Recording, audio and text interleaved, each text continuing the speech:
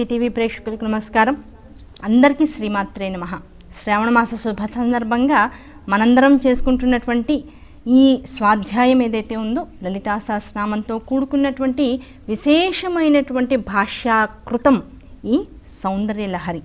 లలితా సహస్రనామంలో ఉండేటువంటి 182.5 శ్లోకాలకు శంకరాచార్యుల వారు భాష్యము రాయలేదని బాధపడేటువంటి వారందరికీ కూడా ఈ సౌందర్య లహరియే భాష్య స్వరూపం అని తెలిపేందుకు ఇప్పుడున్నటువంటి మన గురువులు, ఇప్పుడు లౌకికంగా మనం చూస్తున్నటువంటి గురువులందరూ కూడా ఎంతో కృషి చేసి ఇందులో ఉండేటువంటి విధానాలను, విశేషాలను కూడా మనకు అందిస్తూ వచ్చారు. దానివలన శంకరాచార్యుల వారు రాసినటువంటి ఈ భాష్య స్వరూపం మనకందరికీ కూడా చాలా సులువుగా అవగతమయ్యేటువంటి మార్గం జ్యోతకమైంది. కనుక గురువులందరికీ కూడా నమస్కరించుకుంటూ, శంకరాచార్యుల వారి పాదపద్మాలకు నమస్కరించుకుంటూ ఇవాళ 46వ శ్లోకమైనటువంటి లలాటం లావణ్యం అనేటువంటి శ్లోకంలోకి అడుగు పెడదాం అందరం కూడా. లలాటం లావణ్యం ద్యుతి విమలమాభాతి తవయత్ ద్వితీయం తన్మన్యే మకుటఘటితం చంద్రశకలం విపర్యాసన్యాస దుభయమపి సంభూయ చమిదః సుధాలేపస్యూతి పరిణమతి రాకా హిమకరః. ఇది శ్లోకం. ఈ శ్లోకంలో శంకరాచార్య వారు ఏం చెప్తున్నారు? అమ్మ, చంద్రుని వంటి ప్రకాశంతో నీ నుదురు భాగమంతా, నీ నుదురు అంటే ఈ లలాట భాగమంతా కూడా ప్రకాశిస్తుంది. ఆ ప్రకాశించడంతో పాటు ఏమవుతుంది? ఇది చల్లదనాన్ని జగత్తుకి ఇస్తుంది. చల్లదనము అంటే అర్థం ఏమిటండి? నుదురు చల్లదనంగా కనపడుతుందా? వెంటనే డౌట్ వస్తుంది మనకి. ఇక్కడ సకల జ్ఞానములకు కూడా కేంద్ర స్థానం ఉన్నది. ఇదే ఆజ్ఞాచక్రం. ఈ ఆజ్ఞాచక్రము సకల జ్ఞానములకు కేంద్ర స్థానం అని చెప్పారు. కేంద్రస్థానం సకల జ్ఞానములు అక్కడ ఉంటే అర్థం ఏమిటి? తాపత్రయములు లేనటువంటి స్థితి. జ్ఞానం ఉన్న చోట తాపత్రయము లేదు, దేనికోసం వెంపర్లాట లేదు. ఏ వెంపర్లాట లేకుండా కామక్రోధ లోభ మోహ మదమాత్సర్యాలు ఏమాత్రము ఉండనటువంటి చోటుగా ఎప్పుడైతే ఈ ఆజ్ఞాచక్రం భాషిస్తూ ఉందో ఇది ఏమవుతుంది? చల్లదనాన్ని, శాంతిని ఇస్తూ ఉంటుంది. అటువంటి శాంతిని కలిగి ఉన్నటువంటి స్థానంతో ఈ లలాట భాగం అంతా ఏమవుతుందంట? చల్లదనంగాను దేదీప్యమానంగాను వెలిగిపోతుందిట. ఆ దేదీప్యమానంగా వెలిగిపోతూ ఉండు చల్లగా ఉండేటువంటి పోలిక ఎవరితో పోలవచ్చు మనం? అమ్మ, ఇక్కడ నీ లలాట భాగం మాకు ఎలా కనపడుతుందో, నీ కిరీటం మీద ఉన్నటువంటి అర్ధచంద్రుడితో కూరుకున్నటువంటి అష్టమీ చంద్ర విభ్రాజ అళిక స్థల శోభిత అన్నాం కదా శంకరాచార్య వారు. దానికి ఈ శ్లోకాన్ని ఇక్కడ విశేష భాష్యంగా అందించారు.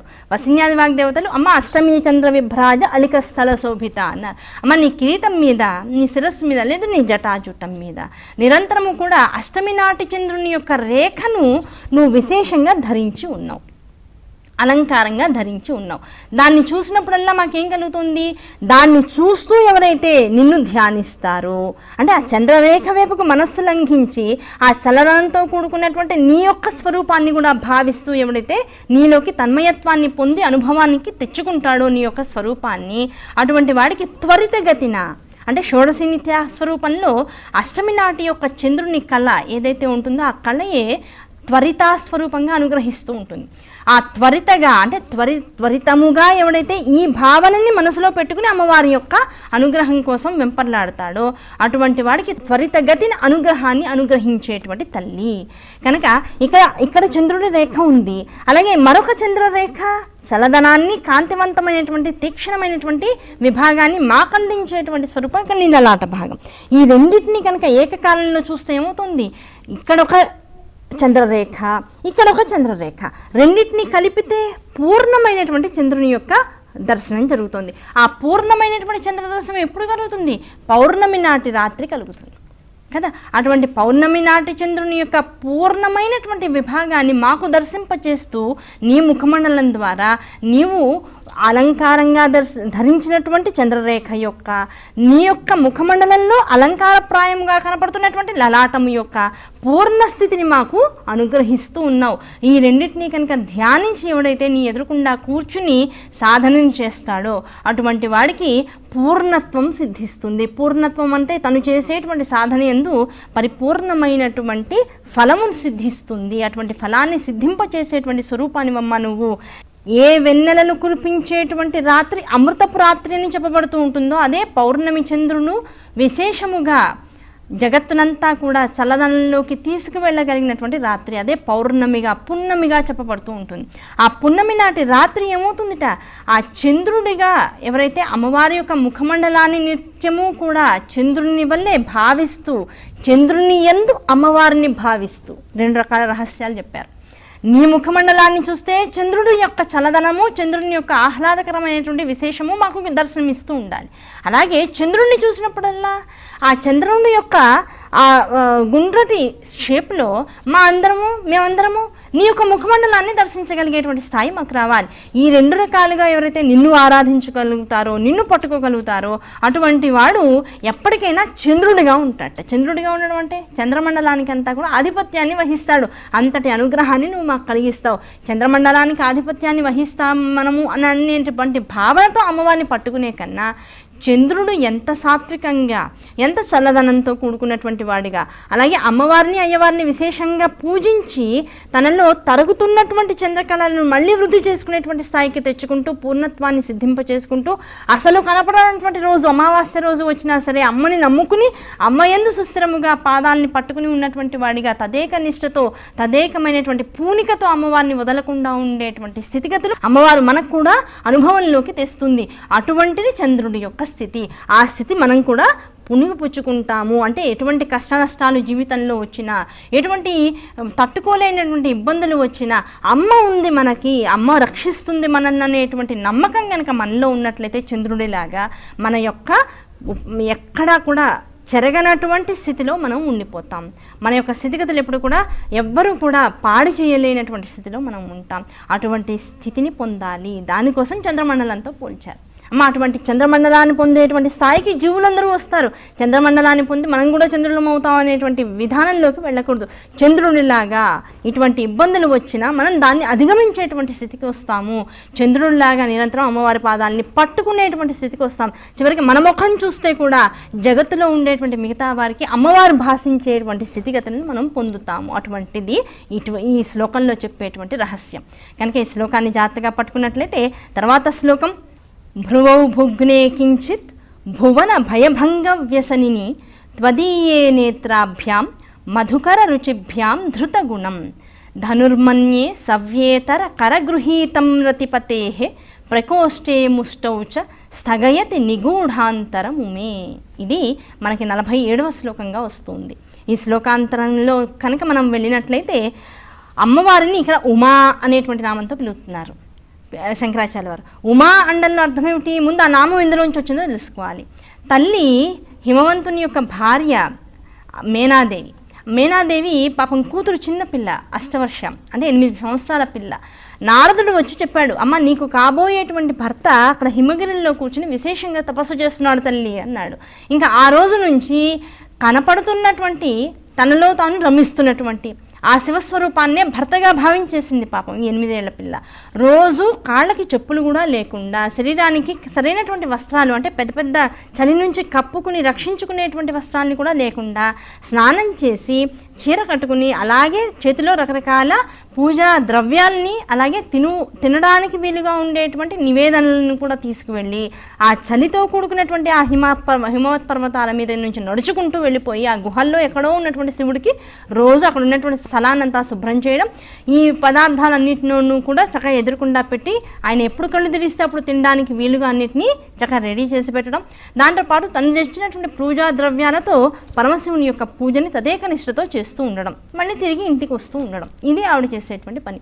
ఇలా చూసి చూసి చూసి ఏమి ఆనందమమ్మా నీకు ఇంత కష్టపడుతున్నావని పాపం ఆ మేనాదేవి ఓ రోజు కోపంగా అసహనంగా నోట్లోంచి ఆవిడ మాట వినట్లేదే ఎంత చెప్పినా కూడా కూతురు అనేటువంటి బాధతో లోపల నుంచి ఇప్పుడు చూడండి, మన పిల్లలు మన మాట వినలేదు, లేదు మన తోటి వారు మన మాట వినలేదు అంటూ ఉంటాం.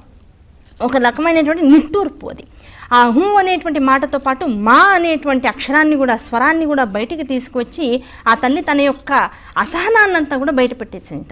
దాంతో ఆ 2 స్వరాల్లో ఆ 2 విశేషమైనటువంటి ఆ నిట్టూర్పుల్లో వచ్చినటువంటి ఆ అంతర్గతమైనటువంటి భావజాలాన్ని, లేదు ఆ స్వర సంపదని పట్టుకుని మా అనేటువంటి 2 విశేషమైనటువంటి పదాలకు కేంద్రీకృతంగా నిలిపి ఉమా అనేటువంటి నామంతో మంత్రంగా దాన్ని తీసుకొచ్చేసారు దేవతలందరూ కూడా, మహర్షులందరూ కూడా. ఆ ఉమానామాన్ని కనుక నిత్యము పట్టుకున్నట్లయితే, ఆ ఉమానామం ఎందులోంచి వచ్చింది? అమ్మవారిని తన కడుపులో 9 మాసాలు పోషించగలిగినటువంటి అద్భుతమైనటువంటి తపోశక్తి కలిగినటువంటి మేనాదేవి నోట్లోంచి వచ్చింది.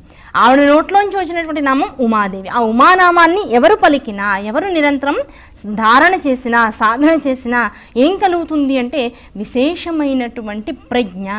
ఆ ప్రజ్ఞ ఏం చేస్తుంట, ఎదురు వాళ్ళందరూ కూడా మన మాట వినగలిగేటువంటి స్థాయికి వస్తూ ఉంటారట. ఇందులో రహస్యం అది. ఆ మేనాదేవి పిలిచినటువంటి ఉమానామంతో శ్లోకం మొదలెట్టారు శంకరాచార్య వారు. అమ్మ ఉమాదేవి అన్నారంటే అర్థం ఏమిటి?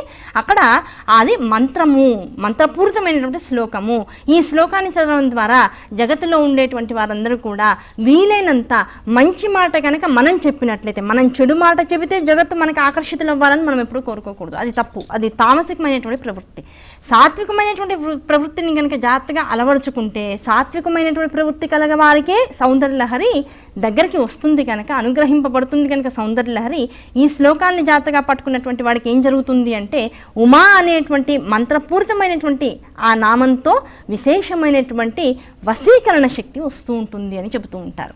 కనుక ఇందులోకి వెళ్తే లోకముల యొక్క భీతిని పోగొట్టేందుకు అమ్మవారికి ఎప్పుడు ఆసక్తి ఉంటూ ఉంటుందట. ఆవిడ యొక్క కోరిక ఏంటంటే లోకంలో ఎవడు కూడా భీతితో ఉండకూడదు. అమ్మ దగ్గర ఉంటే ఇంకా భయం ఎందుకు పిల్లవాడికి, అవునా కదా? కనుక అమ్మని తెలుసుకున్న వాడికి భయం ఎలా ఉండదో, అలా లోకంలో ఎందు భీతిని సర్వకాల సర్వావస్థల ఎందు కూడా పోగొట్టేందుకు కృషి చేసేటువంటి తల్లిగా అమ్మ ఉమాదేవి అనేటువంటి నామంతో పిలువబడుతూ ఎలా ఉంది ఈవిడ? కాస్త వంగి, అంటే ఇలా వంగినట్లుగా మనకి భాషిస్తూ, కాంతివంతముగా కనపడేటువంటి నీ కనుచూపులు, అమ్మవారి యొక్క కనుచూపులు ఎలా ఉంటాయంటే అర్ధనిమీలిత నేత్రాలు, పూర్తిగా తెరవబడకుండా, పూర్తిగా మూయబడకుండా, అర్ధనిమీలిత నేత్రాలతో తెరవబడకుండా, అంటే కలువల యొక్క రేఖలు ఎలాగైతే పూర్తిగా వికసించకుండా, అలానే ముడుచుకోకుండా ఎలాగైతే అందాన్ని జగత్తుకంతా అందిస్తూ ఉంటాయో అమ్మ, అలా నీ కనురెప్పలు కూడా ఎలా ఉన్నాయట? విరిసి విరేయకుండా ఉన్నాయట. ఆ విరిసి విరేయకుండా వంగినటువంటివిగా మాకు కనపడుతూ, ఆ వంగినటువంటి ఆ కాంతి రేఖలను కళ్ళల్లోంచి బయటికి వచ్చేటువంటి పుంజములతో పాటు నిబిడీకృతమై జగత్తునంతటిని కూడా కాంతివంతం చేసేటువంటి విభాగాన్ని మాకు దర్శింపచేస్తూ, అలా అంతటి కాంతివంతంగా స్ఫురణకు వచ్చేటువంటి ఆ కనులన్నీ చూస్తూ ఉంటే, రెప్పల్ని చూస్తూ ఉంటే, ఆ చూపు నువ్వు మరల్చేటువంటి ఆ దృశ్యాన్ని కనుక మేము దర్శిస్తూ ఉన్నట్లయితే మన్మధుడి యొక్క వింటి నారిలా కనబడుతున్నాయి. ఈ కన్నిరెప్పలన్నీ కూడా ఇలా సగం మూసుకుని ఉండి అమ్మవారి ఇలా జగత్తునంతా కూడా చూస్తూ ఉంటే, మన్మధుడు ఇప్పుడు ఎక్కడున్నట్లు? శివుడికి ఈ కురులు ముందు ఉన్నటువంటివన్నీ కూడా లా లీత అనేటువంటి అక్షరాలుగా దర్శనమిచ్చాయి అని చెప్పుకున్నాం. ఆ లలిత అనేటువంటి అక్షరాలు అయ్యవారికి దర్శింపబడ్డానికి కారణం ఏమిటంటే, మన్మధుడు నిరంతరము కూడా అయ్యవారిని ఓడించడానికి రెడీగా ఉంటాడు. ఓడించడానికి రెడీగా ఉండడం అంటే ఎందుకు? తనని భస్మం చేసేసాడు కనుక చిన్న బాధ. భస్మం చేసిన అమ్మవారు తన ముఖమండలాన్ని మన్మధుడికి గృహంగా ఇచ్చేసింది. అయ్యా ఇందులో ఉండు, నువ్వు ప్రశాంతంగా ఉండు, నిన్ను ఇప్పుడు ఎవరు ఏం చేయరండి.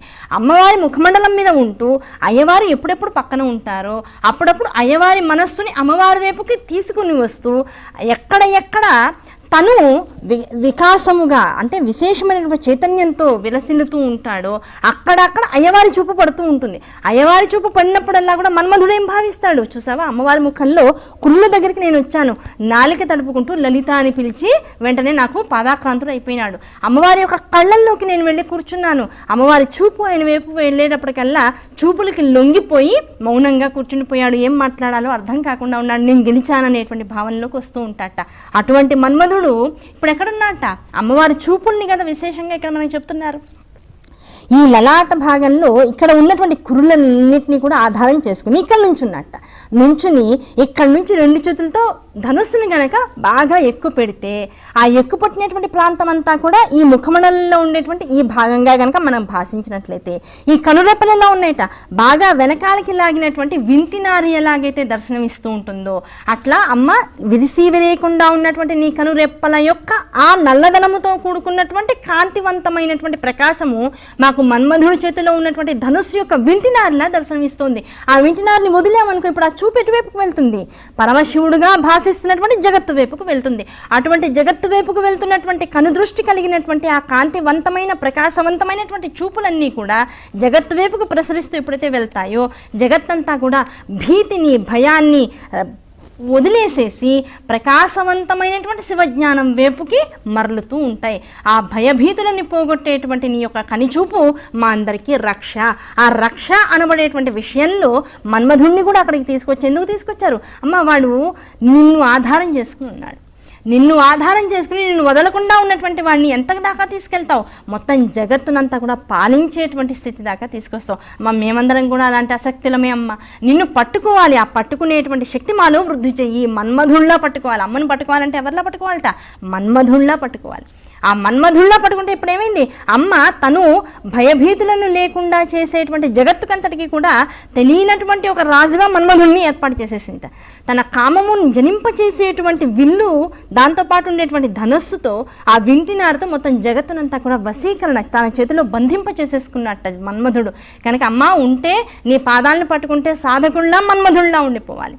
లేదు సాధకుల్లా నువ్వు చెప్పినటువంటి పనిని యథాతథంగా చేయాలన్నా మన్మధుల్లానే ఉండాలి. ఆ మన్మధుల్లా చేసేటువంటి ప్రతి పని ఏదైతే జగత్తునికి శాంతిని, క్షేమాన్ని కలిగించేటువంటి విధానంలో ఉందో దాన్ని మేము గ్రహించగలిగేటువంటి స్థితికి రావాలంటే నీ యొక్క సాధన మేము నిరంతరము చేస్తూ ఉండాలి. ఇవన్నీ అభ్యాసంలోకి తీసుకురావడం కోసం ఇంత అద్భుతమైనటువంటి శ్లోకాలు మాకు ఇచ్చావమ్మా.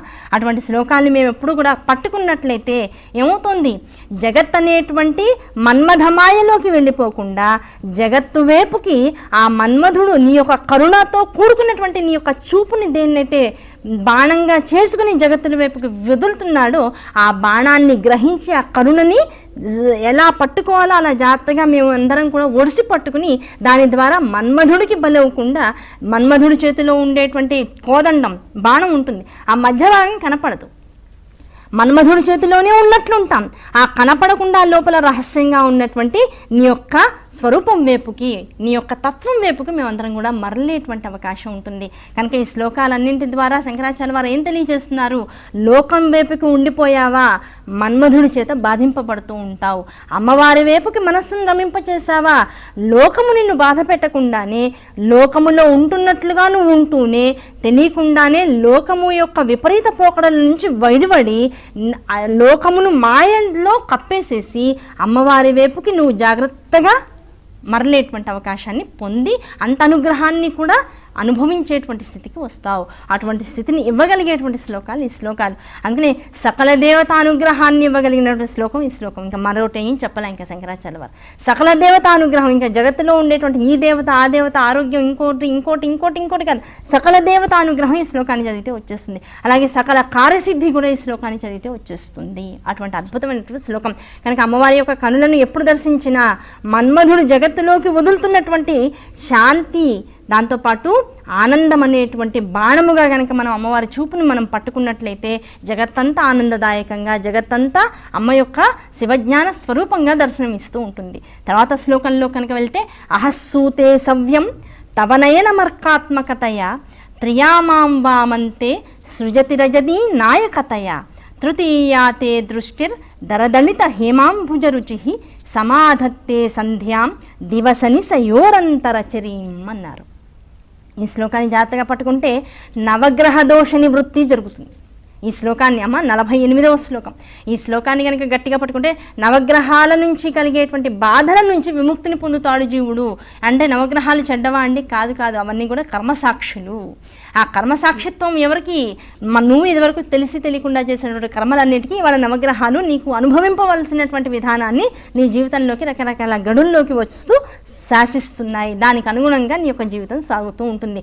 ఆ సాగుతున్నటువంటి జీవితం బాధాకరంగా మారి నువ్వు చేసినటువంటి కర్మల్ని నువ్వు తిట్టుకోకుండా నీ ఎదురుకుండా ఉన్నటువంటి వాళ్ళందరినీ కూడా తిట్టుకుంటూ ఎలాగైతే ఇంకా పంకిలంలోకి వెళ్ళిపోతున్నావో ఆ పంకిలంలోకి వెళ్ళిపోతున్నటువంటి వారందరినీ కూడా ఉద్ధరించడం కోసం శంకరాచార్య వారు ఈ అద్భుత శ్లోకం ఇచ్చారు.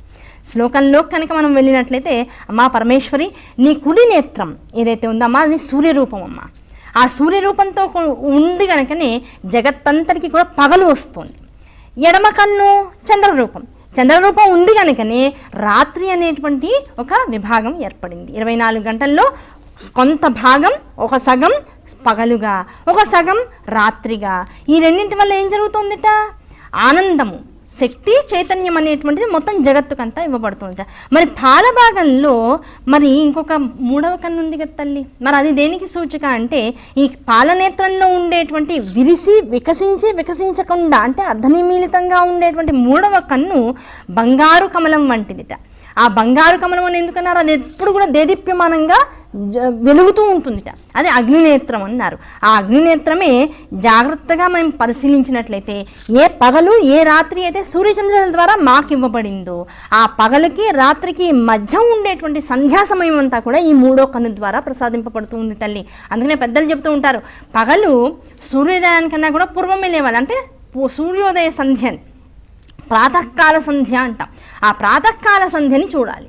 ఆ ప్రాతకాల సంధ్యలో దీపారాధన చేయాలి. అలాగే సాయం సంధ్య అంటారు. అంటే సూర్యుడు మొత్తానికి పడమటి వైపుకు వెళ్లకుండానే, ఇంకా రాత్రి అనేటువంటిది ఇంకా రాకుండానే కాస్త కాంతి కాస్త తగ్గి చీకటి కాస్త వస్తూ ఈ రెండూ ఉన్నటువంటి ఆ సంధ్యా సమయంలో దీపాన్ని ఎప్పుడైతే పెట్టి మనం అక్కడ ఉన్నటువంటి ప్రకృతి స్వరూపాన్ని నమస్కరించుకుంటూ ఉంటాము. విశేషమైనటువంటి దేవీ దేవతా స్తోత్రాన్ని ఆ సంధ్యాదులలో జాగ్రత్తగా మనం చదువుతూ ఉంటాము.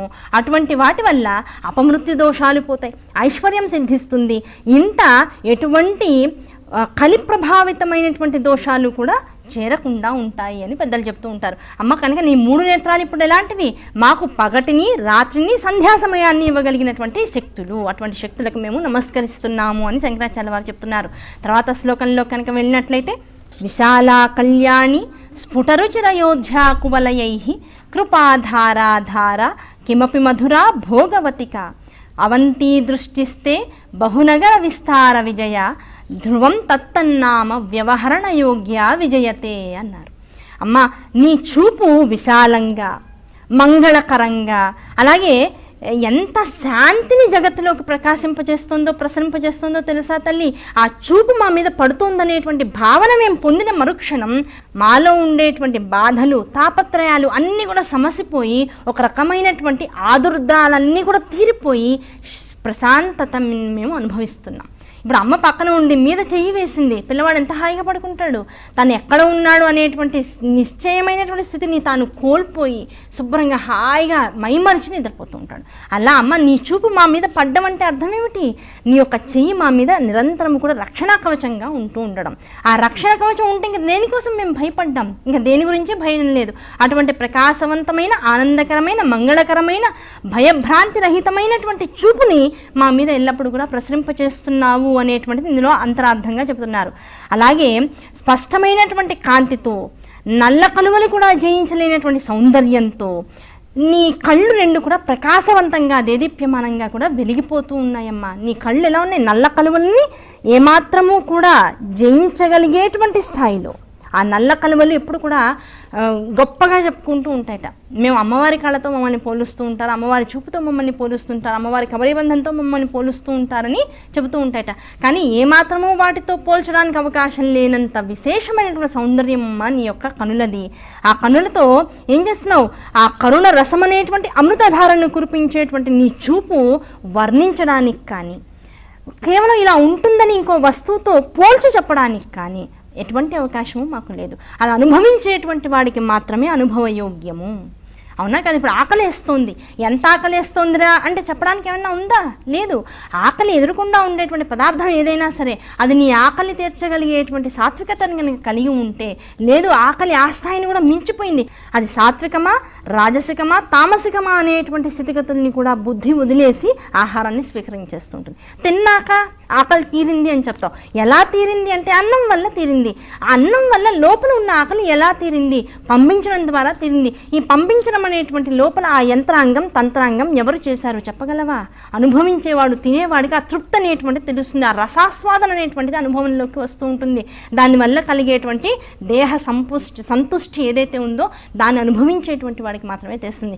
ఆ అనుభవం మొత్తం శరీరం అవయవాలన్నిటికీ కూడా ఆ రసము పంచబడడం ద్వారా వచ్చేటువంటి శక్తి అనుభవించేటువంటి వాడికి మాత్రమే తెలుస్తూ ఉంటుంది. అంతే తప్ప తినేవాడిని చూస్తూ ఉంటే చూస్తున్న వాడికి శక్తి వస్తుంది అనడానికి అవకాశం లేదు. అలాగే అమ్మ వర్ణించడానికి అవకాశము నీ యొక్క మధురమైనటువంటి చూపులకు కానీ కరుణాపూరితమైనటువంటి దృష్టికి కానీ లేదు. మేము అనుభవంలోకి తెచ్చుకోవాలి, ఎవరికి వాళ్ళం తినాలి, తింటేనే ఆకలి తీరుతుంది, నీ యొక్క చూపు మా మీద పడుతుందనేటువంటి భావనని మేము పొందితేనే తాపత్రయాలన్నీ కూడా నశించిపోతూ ఉంటాయి. ఆ భావన వల్ల కలిగేటువంటి సంపూర్ణమైనటువంటి తుష్టిని మేము అనుభవించేటువంటి స్థితి మేము పొందుతూ ఉంటాం. కనుక నీ ఆశ్రితుల్ని రక్షించడంలో నీ చూపు ఎంత విశేషమైనటువంటి పరిపూర్ణత్వాన్ని కలిగి ఉంటుందనేటువంటి చెప్పడానికి అవకాశం లేదమ్మా. కనుక ఎప్పుడు కూడా విశేషమైనటువంటి నగరాలు ఏమిటవి? మధుర, కాంచి, అవంతిక అనబడేటువంటి ఈ బ్రహ్మ లలాట భాగము, హృదయస్థానము, నాభిస్థానం అనబడేటువంటి మా యొక్క స్థితిగతులు వాగ్భవకూటమి, మధ్యకూటమి, కామరాజకూటమి, ఈ 3 కూటములలో విశేషమైనటువంటి స్థానాల్లో నువ్వు నిరంతరము ఉంటూ వాటి యందు నువ్వు శిస్త్రముగా ఉంటూ వాటి యందు ఎప్పుడైతే మా సాధనా మార్గము రకరకాల వైపరీత్యాలకు లోనవుతుంటుందో అక్కడక్కడ నీ చూపును మా మీద ప్రసరింపజేస్తూ మమ్మల్ని రక్షిస్తూ ఉండు అని శంకరాచార్య వారు ఈ శ్లోకంలో చెప్పారు. కనుక మన శరీరాన్ని రక్షింపబడ్డానికి, మనలో ఉండేటువంటి తాపత్రయాలు నశింపబడడానికి, దాంతోపాటు సాధనా మార్గం సుస్థిరం అవడానికి కోసం ఈ శ్లోకం విశేషంగా చెప్పుతూ ఉంటారు. కనుక ఇవాళ చెప్పుకున్నటువంటి ఈ 4 శ్లోకాల్ని జాగ్రత్తగా అందరం కూడా ఒకసారి రాగయుక్తంగా ప్రయత్నం చేద్దాం. లలాటం లావణ్యం ద్యుతి విమలమా భాతి తవయత్ ద్వితీయం తన్మన్యే మకుటఘటితం చంద్రశకలం విపర్యాసన్యాసాదుభయమపి సంభూయ చమిదః సుధాలేపస్యూతిః పరిణమతిరాకాహిమకరః భ్రువౌ భుగ్నే కించిద్ భువన భయభంగవ్యసనిని త్వదీయే నేత్రాభ్యాం మధుకర రుచిభ్యాం ధృతగుణం ధనుర్మన్యే సవ్యేతరకర గృహీతం రతిపతేః ప్రకోష్ఠే ముష్టౌ చ స్థగయతి నిగూఢాంతరము మే అహసూతే సవ్యం తవ నయనమర్కాత్మకతయా త్రియా మాం వామంతే సృజతి రజనీనాయకతయా తృతీయా తే దృష్టిర్దరదళిత హేమాంభుజరుచిః సమాధత్తే సంధ్యాం దివస నిశయోరంతరచరీం విశాలా కళ్యాణీ స్ఫుటరుచిరయోధ్యా కువలయైః కృపాధారా ధారా కిమపి మధురా భోగవతికాః అవంతి దృష్టిస్తే బహునగర విస్తార విజయ ధ్రువం తత్తన్నామ వ్యవహరణ యోగ్యా విజయతే. సాధనా మార్గంలోకి తెచ్చుకునేటువంటి అద్భుతమైనటువంటి మంత్రరాశులు ఈ శ్లోకాలన్నీ కూడా. కనుక జాగ్రత్తగా అమ్మవారి అనుగ్రహంతో, శంకరాచార్య వారి కృపతో ఈ శ్లోకాలని పట్టుకుని ఈ మాయాజనితమైనటువంటి జగత్తు నుంచి విడివడి అమ్మవారి యొక్క అనుగ్రహాన్ని సంపూర్ణంగా పొందేటువంటి సాధనలోకి ప్రతి వాళ్ళు మరలాలని మనస్ఫూర్తిగా కోరుకుంటూ